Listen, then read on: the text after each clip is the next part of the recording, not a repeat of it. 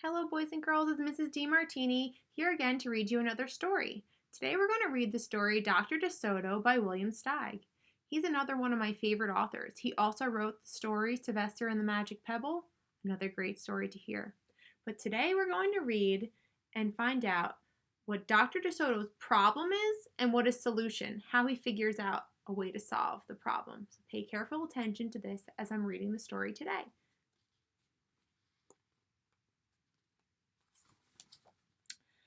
Dr. DeSoto, the dentist, did very good work. He had had no end of patients. Those close to his own size, moles, chipmunks, etc., sat in the regular dentist's chair. Larger animals sat on the floor while Dr. DeSoto stood on a ladder.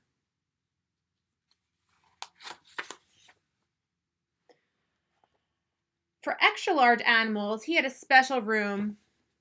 There, Dr. DeSoto was hoisted up onto the patient's mouth by his assistant, who happened to be his wife.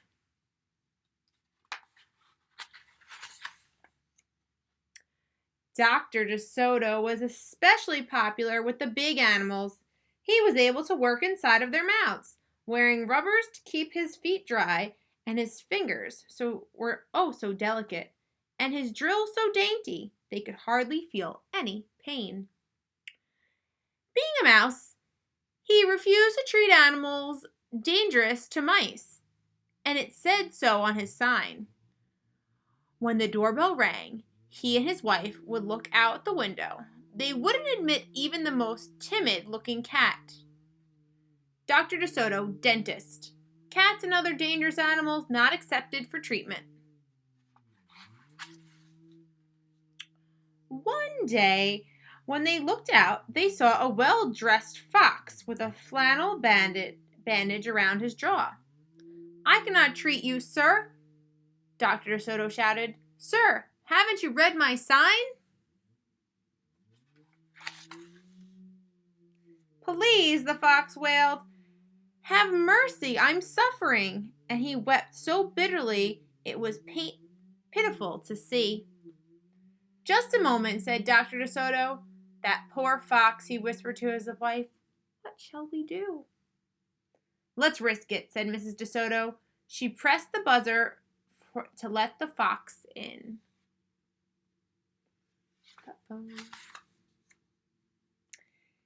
He was up the stairs in a flash. "Bless your little hearts," he cried, falling to his knees. "I beg you to do something. My tooth is killing me." "Sit on the floor, sir," said Dr. DeSoto, "and remove the bandage, please." Dr. DeSoto climbed up the ladder and bravely entered the fox's mouth.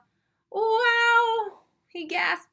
The fox had a rotten, biscuit, and unusually bad breath. "This tooth will have to come out," Dr. DeSoto announced.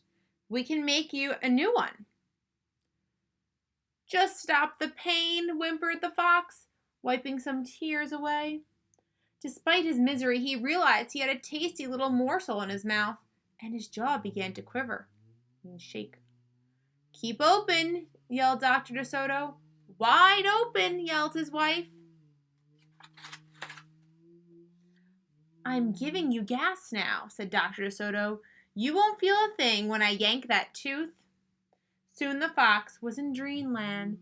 Yummy," he mumbled. "How I love them raw, with just a pinch of salt and a dry—" Oh, they could guess what he was dreaming about. Mrs. DeSoto handed her husband a pole to keep the fox's mouth open.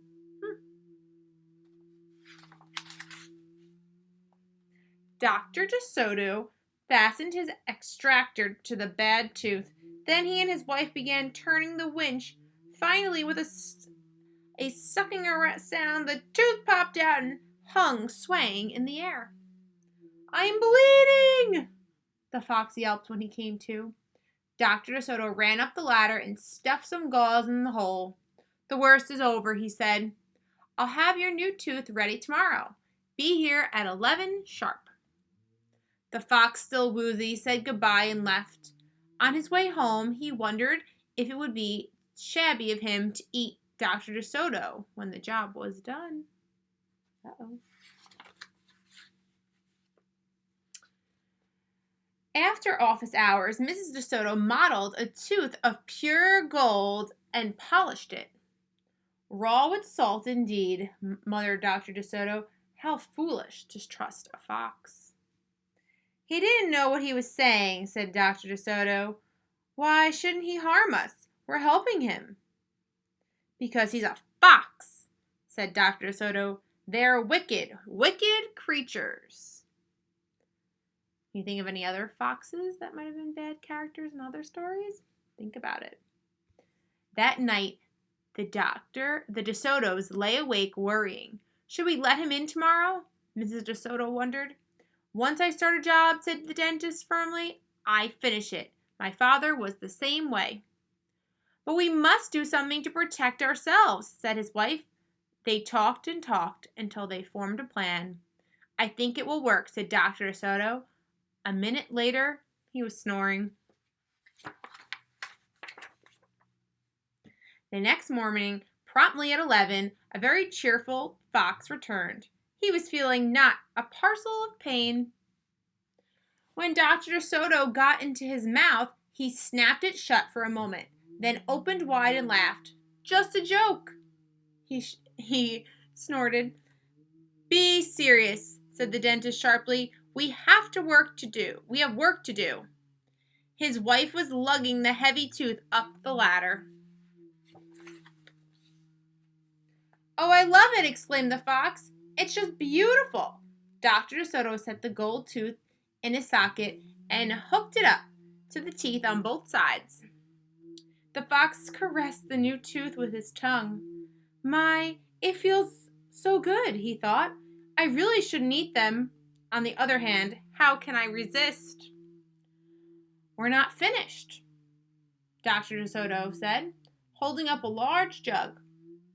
I have here remarkable preparation developed only recently by my wife and me, which is one application you can be rid of toothaches forever. Would you like it to be the first one to receive this unique treatment?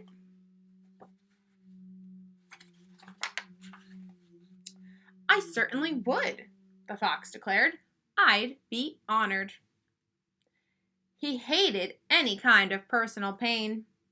You'll never have to see us again, said Dr. DeSoto. No one will see you again, said the fox to himself.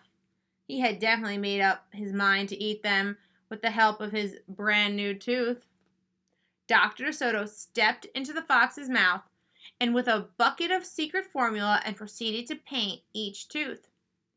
He hummed as he worked.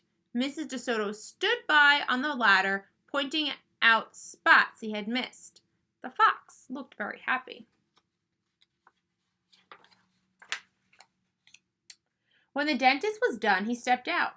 Now close your jaws tight, he said, and keep them closed for a full minute. The fox did as he was told. Then he tried to open his mouth, but his teeth were stuck together. Excuse me? I should have mentioned, said Dr. DeSoto. You won't be able to open your mouth for a day or two. The secret formula must permeate the dentine. But don't worry, no pain ever again. The fox was stunned. He stared at Dr. DeSoto, then at his wife. They smiled and they waited. All he could do was say, Franco berry bush mush, through his clenched teeth, and get up and leave. He tried to do so with dignity. Then he stumbled down the stairs in a daze. Dr. DeSoto and his assistant had outfoxed the fox. They kissed each other and took the rest of the day off. The end. And that's the story of Dr. DeSoto. So I want you to write down what the problem in the story was and what the solution was, how the dentist and his wife solved the problem of the fox. I hope you enjoyed. See you again soon. Bye-bye.